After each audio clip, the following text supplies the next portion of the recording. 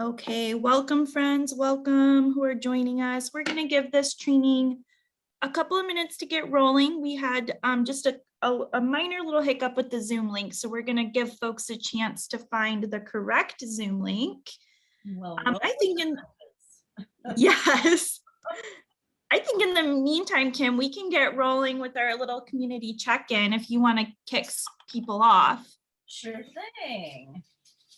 Before we dive into the training, let's take a moment to have a little fun and get to know each other in the chat. Please share your name, pronouns, where you're located, and your favorite flavor of ice cream. Either Tessa or our moderator, Stephanie, will demonstrate in the chat, or I could do that if your hands are full.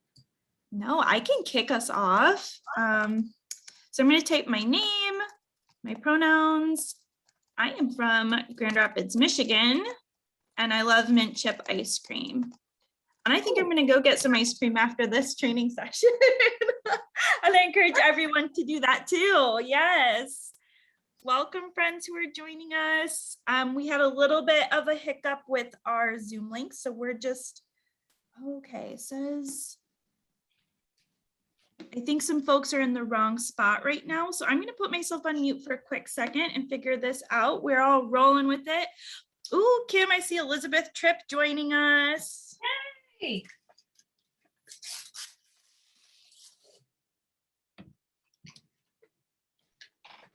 All right. Hello, friends who are joining us. I think for the sake of time, we are going to let our tech support help move people over, and we're going to get rolling.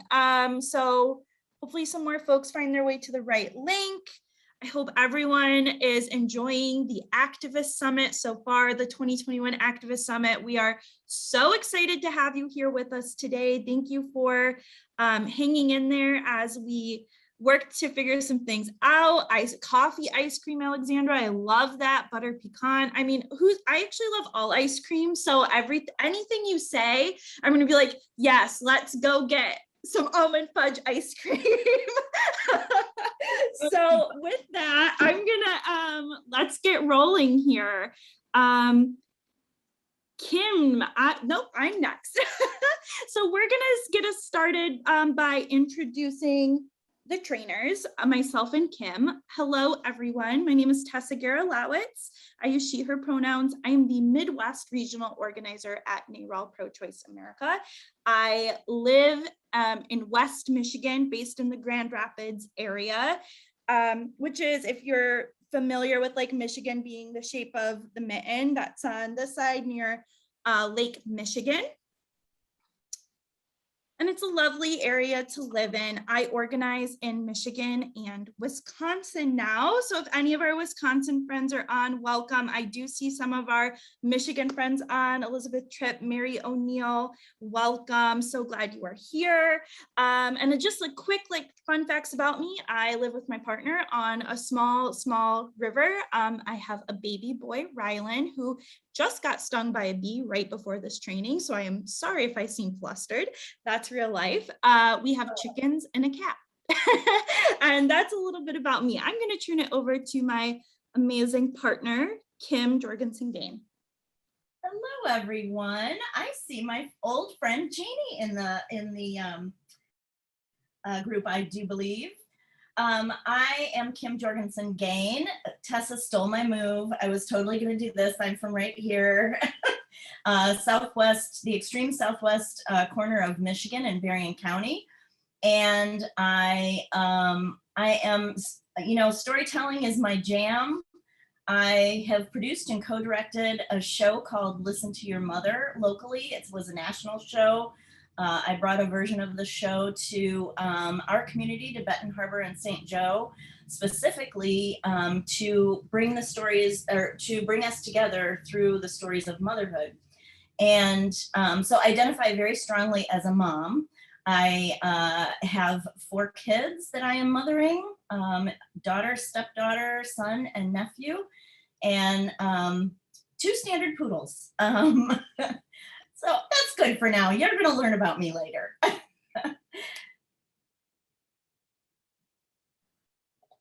Love it, Kim. Do you want to take us over the agenda? I sure will. So for our training agenda today, we will talk about story of self, us, and now. We will do a story of self example. I guess that's me. We will talk about the components of a story, and then we will talk about crafting your story. Helpful tools for this session. We have a place to take notes. That is our story of self, us, and now workbook. And Tessa's going to copy the link into the chat for you. So you don't have to print it out. You'll be able to do it online, whatever.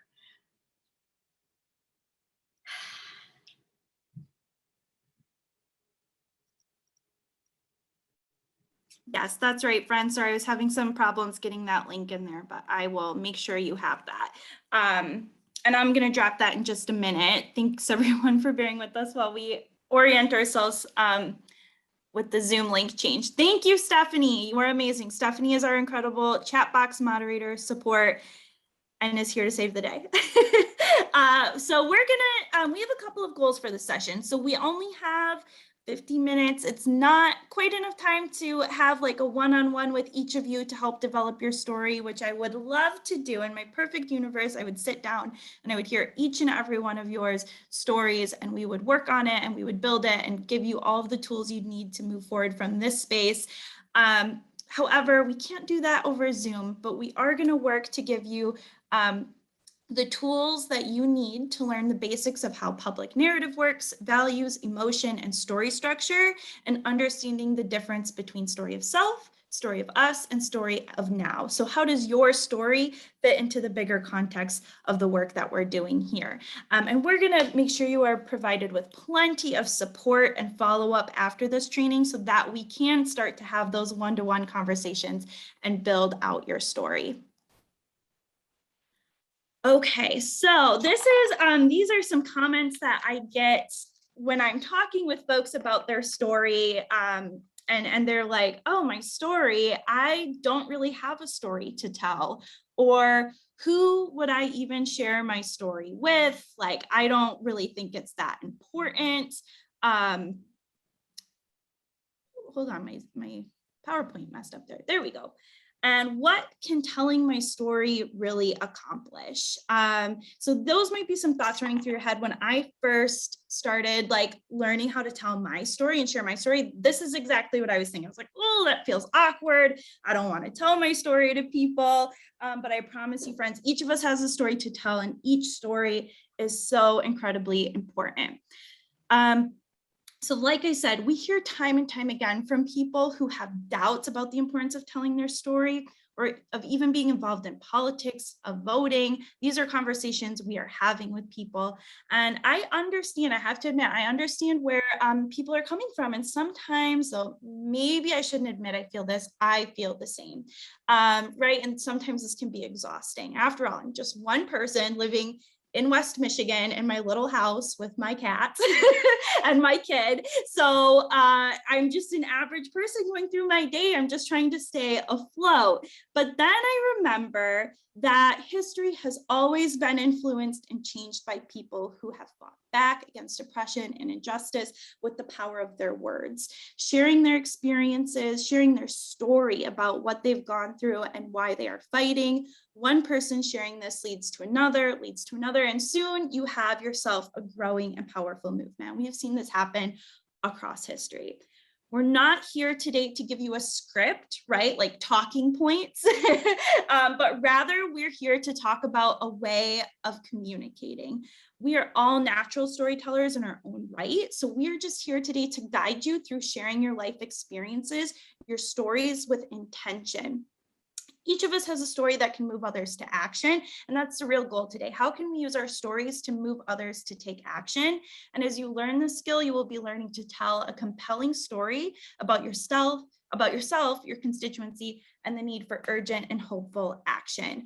And we're going to kick off this training by actually hearing from our very own Kim Jorgensen-Gaines share her story, and learn a little bit about the ways in which she has used her story to move others to action. So I'm going to turn it over to Kim. And take us away, Kim. Okay, thank you, Tessa. I'm just going to jump right in with my story, and then we'll have a little chat after about the ways that I've used it. So here goes. I am a mother by choice, 4 times actually. There's the generation of girls, women, I raised to married adulthood, my daughter and my stepdaughter. And now I have 2 18-year-old boy men in my house, one of whom is our nephew who is headed off to college this fall.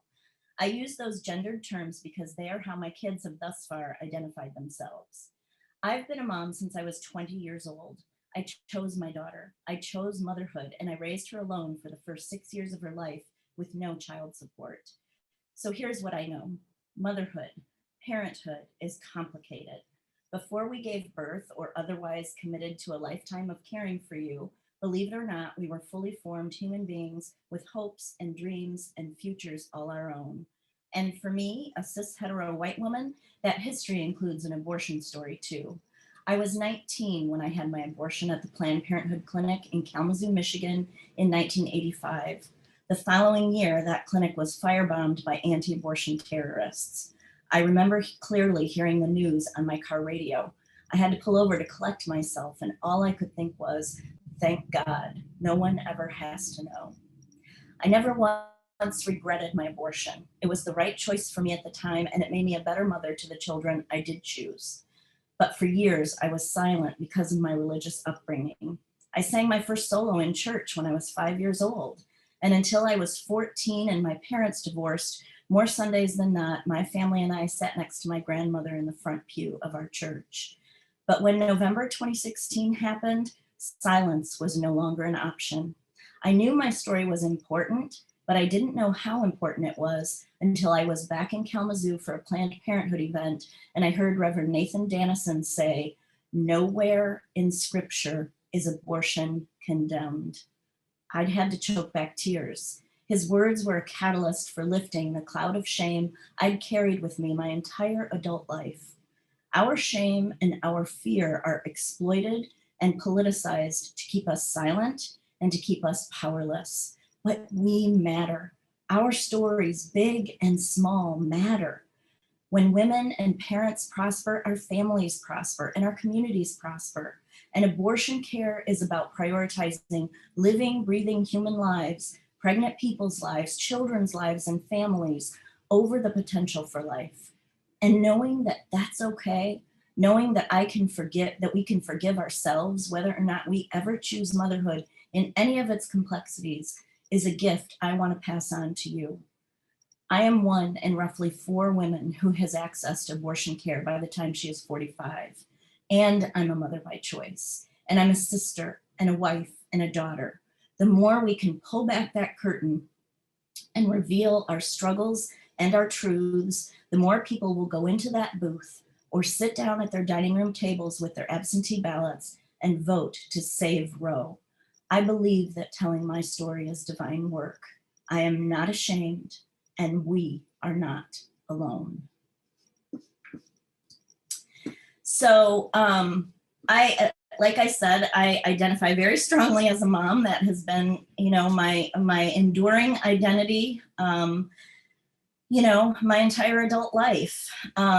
And telling my story, any story really, for the first time, that happened very recently in my life. Because my life has been politicized, my existence has been politicized. There were so many reasons that I kept silent. And my first story that I told was for Listen to Your Mother, and it was actually about being suicidal as a young single mom. So that was really hard to say out loud. And I wanna make it clear that you own your story, you own every piece of your story. And you should never share a piece of your story that you are not comfortable or don't feel safe sharing in any circumstance. I have shared my story lobbying our elected officials. I'm kind of feeling like I'm all by myself here, so I'm gonna see if we know what's going on. Anyways.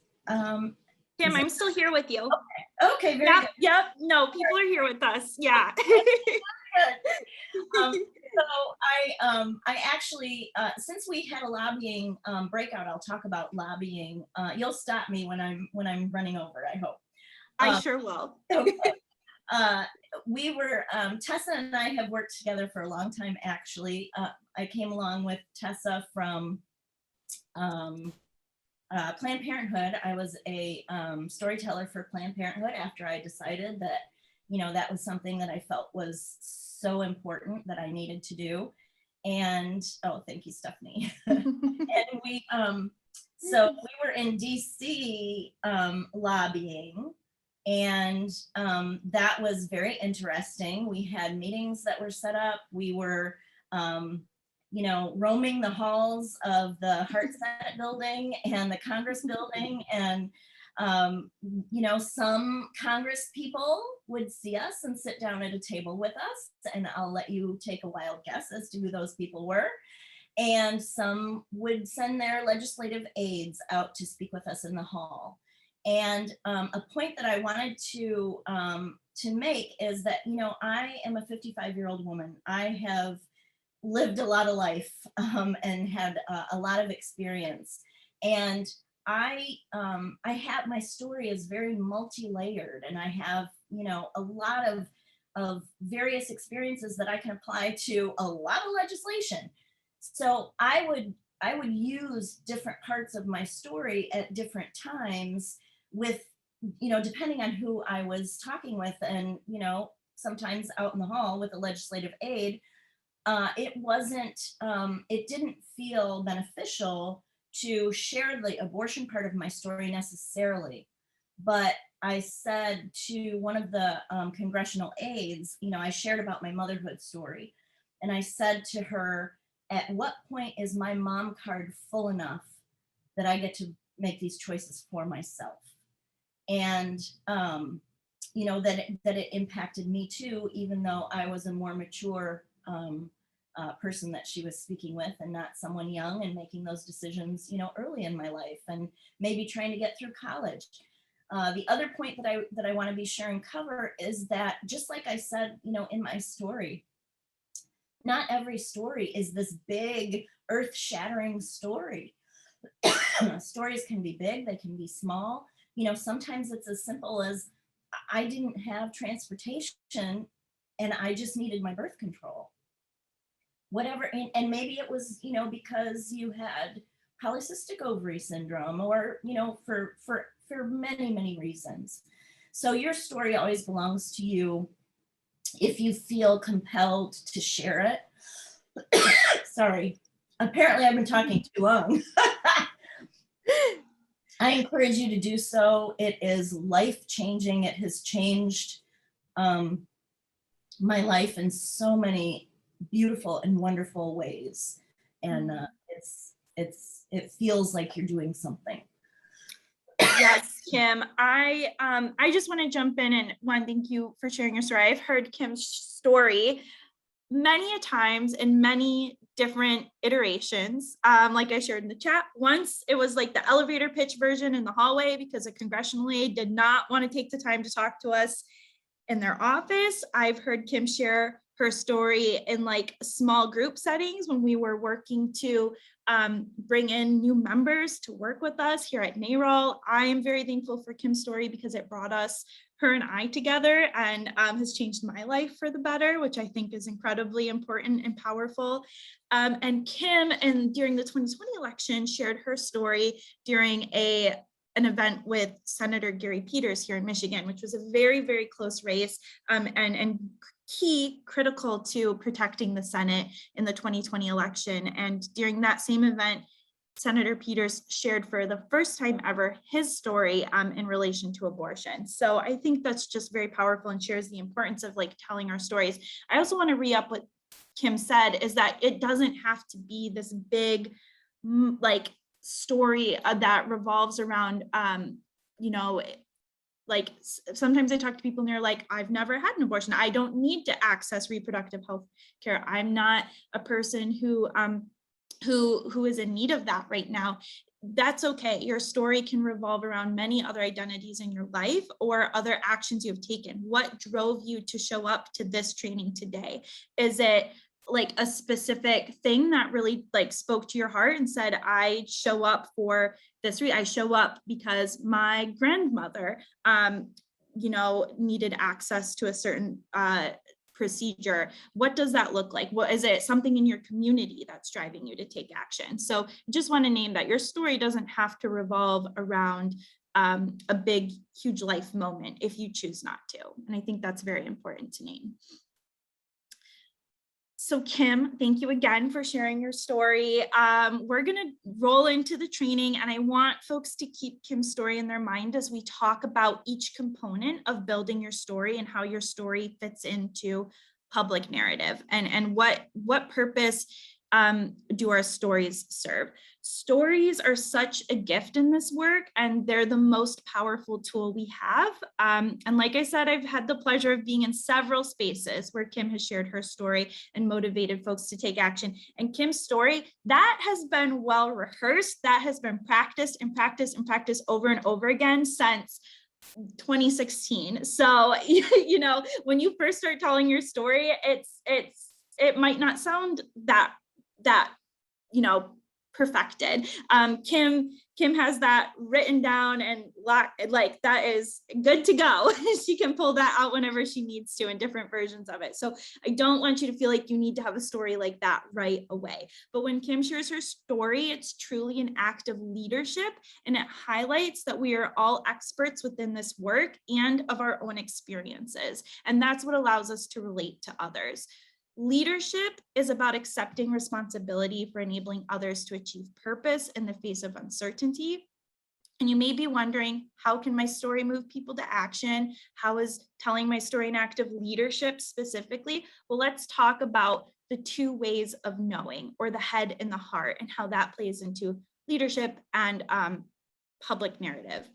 Leadership and getting others mobilized to take action requires using both the head and the heart. And this is like a really helpful way for me to think about it.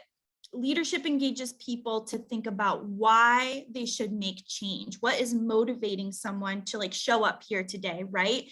And how can they make that change? So motivation and strategy. The heart or narrative is how we learn to make choices and construct our identities as individuals, as communities, as nations. And this is the why, the art of translating values into action through stories. So combining narrative into a strategy to move people to action. We map out and view the world through both of these, right? Both cognitively and emotionally. And through both of these lenses, this is how we then learn to value the world. So how do we communicate those values to others and motivate them to take action?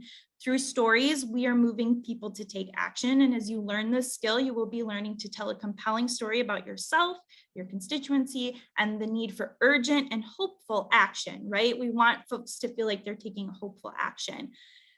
So putting those all together, we have public leadership that requires the use of both the head and the heart to mobilize others to act effectively on behalf of shared values. It engages people in interpreting why they should be changing the world, their motivation, and how they can act to change it through strategy. So again, public narrative is the why, the art of translating values into action through stories.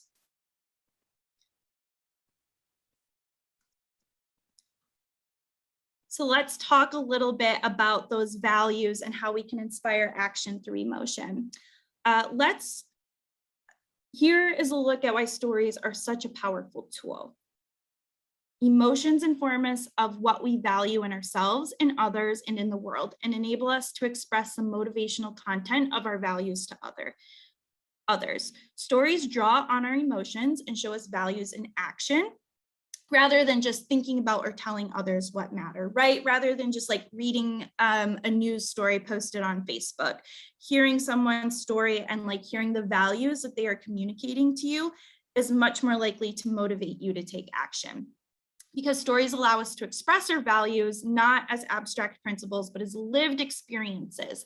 They have the power to move others. We're trying to create intentional and mindful action. Values aren't actually intellectual. They're how we feel about things, and what we value is what moves us and motivates us. Let's think about this through the context of our movement. Let's see here. There we are. How do we use language and storytelling to move supporters? For example, at NARAL, we use the term reproductive freedom, and that speaks to the value of freedom, which evokes emotion, right? And Americans like the idea and the notion of freedom and the notion of medical freedom and reproductive freedom. So that evokes an emotion within people. Sometimes pro-choice doesn't land quite the same way. So as we're moving forward, I want you to take a minute to reflect, how does our opposition, anti-choice movement, whichever, use emotion and values to inspire action, and how have other movements done this effectively? So I just want you to like reflect on that on your own, but then I also have a little exercise for us in the chat box. Can you share one emotion that you feel like regularly motivates you to make change? Did Kim's story make you feel an emotion? Did it invoke an emotion that like spoke to a value of yours? If you feel comfortable sharing that in the chat, go ahead. If not, that's okay too. I think Kim regularly makes me, Kim's story, Kim in general, but I feel, yes, I see empathy and courage. I often feel compassion when I'm hearing Kim's story. It feels like compassion as a mother is what I'm hearing from Kim, and that motivates me to like want to hear more and make change. I'm seeing anger. I think that's super real and super common. And I think that's like a very real motivational emotion that a lot of us feel. And I see Kimberly Beebe, dignity and respect, compassion and frustration as well. I think that's also super important to name, right? Frustration is a huge emotion that really speaks to us and motivates us to take action. Awesome. All right. So we're going to talk a little bit more about emotions and action and how can we move emotions like frustration and anger into motivating sorts of emotions and actions in our stories. And I saw some people say like, I felt compassion, but then I also felt like anger. And I think those are super important things to list out here. Some emotions inhibit mindful action. And we have here on my left hand of the screen, stagnation emotions, inertia, apathy, fear, isolation, self-doubt, right? These are sometimes emotions that we might feel that prevent us from taking action on items. But we want to move folks through our stories to motivating types of emotions. And I saw a lot of emotions listed out in the chat box that are the motivating type of emotions: urgency, anger, hope, solidarity, YCMAD, that stands for you can make a difference. So that is what we're hoping for when we're sharing our stories. The language of emotion is the language of movement. Stories mobilize emotions of action to overcome emotions that inhibit us from action. So I want you to really think about these things when you're working to craft your own story. How is your story going to motivate others through emotion? And I just want to name that these graphics are in the Story of Self workbook that we will make sure you get after this training. And they're really helpful, like little tools to go back to while you're crafting your story.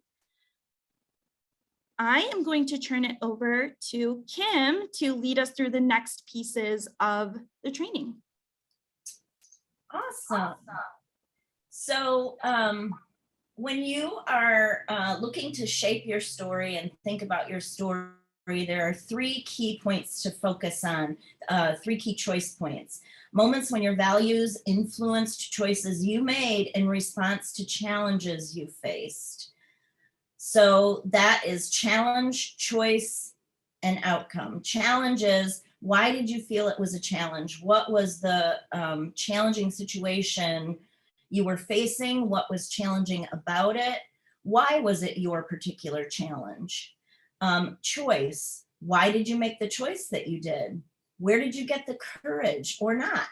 Where did you get the hope or not? Did your parents, grandparents, or others' life stories teach you how to act in that moment? Your values, and how did it feel when you made that choice. And then the outcome. How did the outcome feel? Why did it feel that way? What did it teach you? And what do you want your story to teach us? How do you want us to feel? It's about humanizing your story for those who will hear it. A word about challenge. Sometimes people see the word challenge and think that they need to describe these epic misfortunes in their lives. And early on, that's probably what I spent a lot of time doing in my story, quite honestly. A struggle may be one of your own choosing, a high mountain you decided to climb, not only just a valley that you managed to climb out of, but it can also be around successes too. Any number of things may have been a challenge to you and make the source for a good story that will move and inspire others. So it isn't always just high drama that makes your story of self powerful, and it's not always just tragedy that makes your story of self powerful, but the extent to which you allow yourself to be vulnerable to let others see something real about your sources of caring and your values and your level of courage. Those are the things that really move people to action and to see you as a fellow human being and to see your life experience. We all live in these bubbles and we all live with these blinders on, and we think that our own life experience is what others experience too. And telling your story allows you to share in those deep ways that help people realize, oh, not everybody experiences what I experience. Let's talk about public narrative. So public narrative combines the story of self, the story of us, and the story of now. Story of now communicates an urgent challenge that you are calling on your community to join you in acting on now. An example might be, public housing in your neighborhood is being bought and torn down to build a highway, say, for instance. The story of us then communicates shared values that anchor your community, values that may be at risk, and may also be sources of hope. Hey guys, we all believe in a roof over our heads, so let's get together and help this community. An example would be, we value our neighbors as a community. Highways increase traffic and decrease housing, which lessens a sense of community within neighborhoods. Safe, affordable housing is important to quality of life, and we all value quality of life.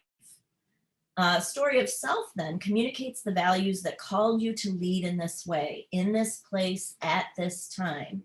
Each of us has compelling stories to tell. Our choices have shaped our entire life path. An example of that would be, I personally have experienced homelessness and understand how important affordable housing is. Here's an exercise. Let's share in the chat, please. When did you personally in your life have to stand up to someone bigger than you, maybe challenging a policy at school or work, or standing up to a business owner who mistreated an employee or a customer? Go ahead and use the chat box to share your experience. And now I'm going to turn it over to Tessa.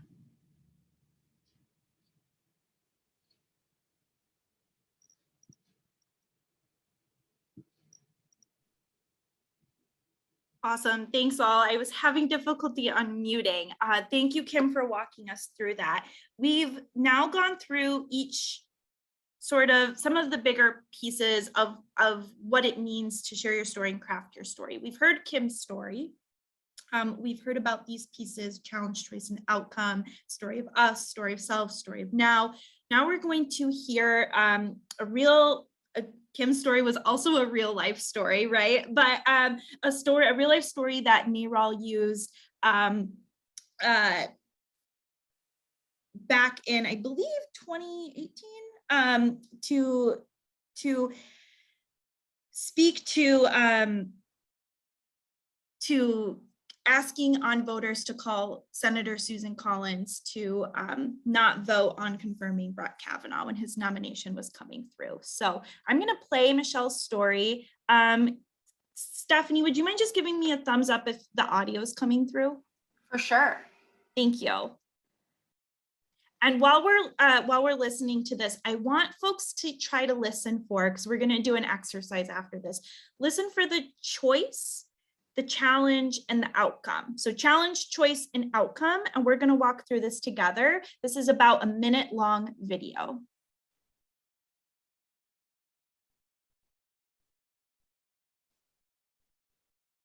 My name is Michelle Fish, and I am from Topsom, Maine. I was 18 years old, and I found out I was pregnant. And at that point in my life, I was in a very abusive relationship. My choices were to either have a child and raise it in this violent environment, or to make a choice to take care of myself at that point in time. Today, I'm the mom of 2 daughters, and for them, that choice is in grave danger.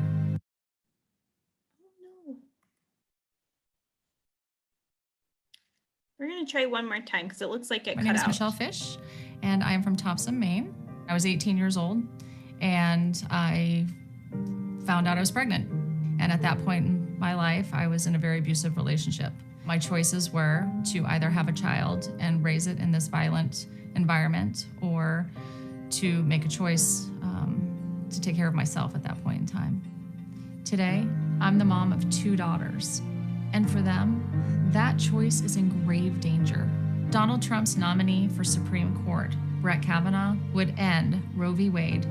I am worried that all of our daughters will not have a choice.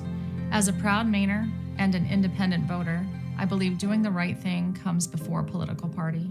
I voted for Senator Collins twice, but I'm worried I won't be able to do that again. Please, Senator Collins, stand with me, my daughters, and all women, and vote no on Brett Kavanaugh. Awesome. So that was Michelle's story, and we're going to walk through. I want folks to use the chat if you feel comfortable doing so. What challenge did Michelle face there in that story? As we think back on what she shared, it was a quick, to the point, less than a minute long story. I think what we saw come up, and I'll just kind of walk us through that as we're reflecting on it. Michelle was in, it sounded like an abusive relationship, right? And she was young. So, and she got pregnant. So she had to make a choice. And what choice did she make? Was that she had to, she made the choice to get an abortion. From there, what was the outcome? She was she was able to go on later in life and raise 2 daughters in a healthy relationship in the way that she wanted when she chose to have those children, right? So though very clearly outlining a challenge, choice, and an outcome. Through the challenge that she outlined, I think she really spoke to people who maybe have faced like becoming pregnant when they're younger in an abusive and violent situation. So that's a way that she can relate to others. Let's see here. My slides are glitching on me on my end, friends. Give me a moment to see what we can do about that. There we are, they showed up. Okay, so how did Michelle use her story to shape public narrative? What was that speaking into? Michelle was using her story to talk to the confirmation of Brett Kavanaugh and the possibility of Roe being overturned, a reality that would impact millions of people across this country, right? So Michelle is using her story to speak to that public narrative. Now, was there a call to action in Michelle's story? Yes, right? There was like a very clear call to action. Call Senator Susan Collins. She was asking on her fellow Mainers, people in Maine, to call Senator Susan Collins and ask them not to ask her not to vote for Brett Kavanaugh. I think another important thing there that Michelle used to kind of speak to others through public narrative was that she had voted for Susan Collins before, right? And that she was an independent voter, but this was something that was so deeply personal to her that she had to stand up and make a call to action on her fellow community members to call Senator Collins. So I think Michelle's story is a really excellent example of what a clear story might look like. We're going to dive into from there. So keeping Kim's story in mind and Michelle's story in mind, what is it going to look like now to develop your own story? So the first question you want to ask yourself is, what is the change you want to make in the world? What is your story of now? Why are you called to make that change? And what specific experiences have shaped your story of self? And then lastly, what personal story can you tell that will help others understand why you want to make that change? What is the challenge, choice, and outcome? And I think, like Kim said, when she first started telling her story, she was like listing out every single item there. And it took a lot of practice and a lot of time, a lot of writing. And now we have the story that we have today. I know we are coming up on time, so I am going to take this one, Kim, and then I'll hand it over to you. A few helpful questions other helpful questions that you might want to ask yourself is, what will I be calling others to do? Going back to the values and emotions piece that we talked about, what values move me to take action and might also inspire others to take similar action? What stories can I tell from my own life about specific people or events that would show rather than tell how I learned or acted on those values? Was there a specific moment where you had to stand up and take action? Going back to the chat prompt that we just worked through, what are the experiences in your life that have shaped the values that call you to leadership in this work? That might look like school. That might look like what you do, like something that happened in your work. Those are all different instances that you might have a story around. Some key choice points that help that you might have a story around, and sometimes these are helpful points to look at. Is there a story from your family life or your childhood? Is there a life choice, school, career, your partner, your family? Is there a hobby that you love that you might have a story around? Faith, Kim's story had a faith component to it, and that's a really great connection piece for folks. Or are there organizing and activism experiences that you'd like to tell a story about? What was your first experience of organizing? Did you attend a rally? Connection to key books or people and role models? Let's see. Kim, do you want to take us away here? Sure thing. So story crafting pro tips, I guess I'm the pro. It really helped me to create a visual timeline of my story to kind of help me piece together, what specific challenge I wanted to address, what my choice was, and what my outcome was. It makes it kind of easy. Like, what we're really trying to do is connect the dots for people around our life experience and the ways that we vote, the ways that our life experience impacts our ability to participate in our economy and in our politics, all of those things. And then once you come up with, the particular storyline that you want to craft, then it is all about practice, practice, practice. You can reach out to your NARAL organizer to practice your story with them. You can practice your story with a friend.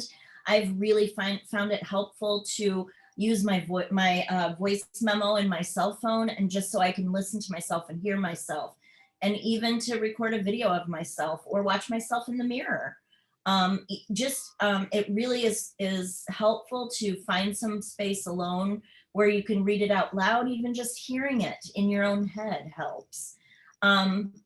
Leave room for flexibility in your story, because like I talked about earlier, standing in the hallway with a congressional aide is going to be a different experience than sitting down to coffee with a friend, when maybe you are, word vomiting your entire life story to each other, one hopes. What is your kind of elevator pitch? So that elevator pitch, that's the hallway situation. That's Jeff Flake, right? And the women who talked to Jeff Flake in the elevator, who, well, I don't think it changed the way he voted, but it did make him more engaged in coming to, a shared understanding. And then what's the long version, or, the kind of in-between version of your story too. So remember that our stories are always evolving. They belong to you, and you prioritize your own sense of safety. Share only what you feel comfortable sharing. Next steps, I think. You've got it, Kim. Okay. I can take us here. Yeah, I'll take us here, Kim. Thank you for sharing those helpful tips. Kim really is the expert here, y'all. So, and those are some great tips. I love the one about the voice memo on your phone. I actually used that the other day. So I love that tip. So we are coming up on time, so I'm sorry we will not have time for too many questions, but I do want to provide you with the tools that you can take to get in contact with myself or another organizer to work on your story. We do have the Story of Self workbook, which has all of the information we just shared in these slides in written form. So you are more than welcome to go to naral.us/story of self. And I believe Stephanie dropped that in the chat. So you can find that there, but you of course will also get that in follow-up materials from this session. The next step is filling that out, and then practice, practice, practice. Share your story with the NARAL organizer. I really encourage you to reach out. You can reach out to me. I'll share my email in a moment, and I can put you in contact with your organizer. It might be me. It might be another amazing NARAL organizer who's in your region, or you can start by practicing with a trusted friend. That's a really great place to start. Then after that, fill out the NARAL storytelling submission form. And that is naral.us/story form. Stephanie will also share that in the chat. And once you fill that out, a NARAL organizer will get in touch with you. But if you'd like to talk with an organizer before filling it out, we are here for you. And then we're going to work with you to find ways to put your story into action. Is it through one-to-ones? Is it through having, lobbying your legislators? Right now, our big push is on the Women's Health Protection Act. If you live in a state where we might have some targeted congressional folks that we need to talk to, hey, August recess is coming up, and that is a great time to share your story and ask them to pass WIPA. So we have some really great immediate next steps for you here. My email is listed on the screen right here. It's a long one, so that will also be shared with you and follow up from this session, but you are welcome to reach me at my email address. I will make sure that that ends up in the chat as well. And thank you all so much for being here with us today. We're right up on a minute. So Kim and I are going to hang out here with you. We're very thankful that you all joined us on this. It's beautiful here in West Michigan, beautiful Saturday afternoon. And I hope you are all enjoying yourself. Awesome. Thank you for the love all. I really encourage you to reach out to me so I can put you in contact with your NARAL organizer, because we would love more than anything to have a one-to-one virtual coffee hour with you, talk about your story, let us share our stories with you. Stories are the most powerful tool we have. And like I said, I'd love to sit down with each and every one of you today and hear your stories and work on them with you. But virtual times don't always allow for that, but we are here to help you in the weeks to follow. Thank you, friends. Wonderful. Enjoy the rest of your afternoon. Don't forget, we have a break after this. So return back to the main area and we will be closing out soon after that. So we will see you there. We will see you in the chat and we will have fun. Bye, everyone. Thank you.